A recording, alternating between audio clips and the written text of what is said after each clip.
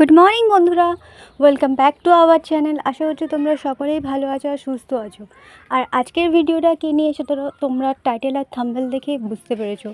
আর thumbnail দেখে এটাও কষ্ট হচ্ছে তোমাদের যে আমি এইটুকুনি বাচ্চাকে দিয়ে কাজ করাচ্ছি, কিন্তু তোমাদের থেকে আমারও বেশি কষ্ট হচ্ছে যে ওকে দিয়ে আমি কাজ করাচ্ছি, আমার মেয়েকে দিয়ে। কিন্তু আমার কিছু করার নেই। লাস্ট কয়েকদিন ও খুবই বদমাইশি করছে, দুষ্টুমি করছে, ওকে নিয়ে পারা যাচ্ছে না, সবাইকে মারধর করছে। তো আমার মনে হলো যে ওকে যদি কিছু কাজের মধ্যে ফেলে রাখা হয় তাহলে একটু যদি বদমাইশিটা কম হয়, সেই জন্য রাইয়ের জন্য এই ব্যবস্থা, যাতে একটু বদমাইশি কম হয়।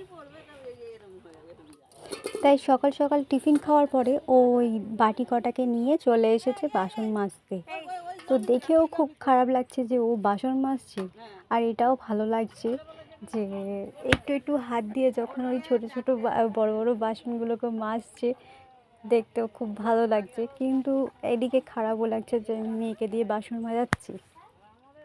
আর ও খুব জল নষ্ট করবে বলে ওই জন্য ঠামিও এসে গেছে ওর পেছন পেছন, জানে ও ওই দুটো বাসন মাজতে গিয়েই মানে সব জল শেষ করে দেবে। আর এদিকে পুকুরের জলও নেই যে বেশি জল নষ্ট করবে, আর সব তোলা জলে।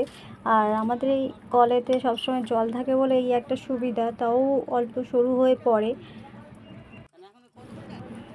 মেন কথা, ও কাউকে ভয় পায় না, ও শুধু একটাই জিনিসকে ভয় পায়, পড়াশুনো। ওকে যদি পড়াশুনোর কথা বলা হয় তখনই কেঁদে বাড়ি মাথায় করবে, আর তাছাড়া ও কাউকে ভয় পায় না।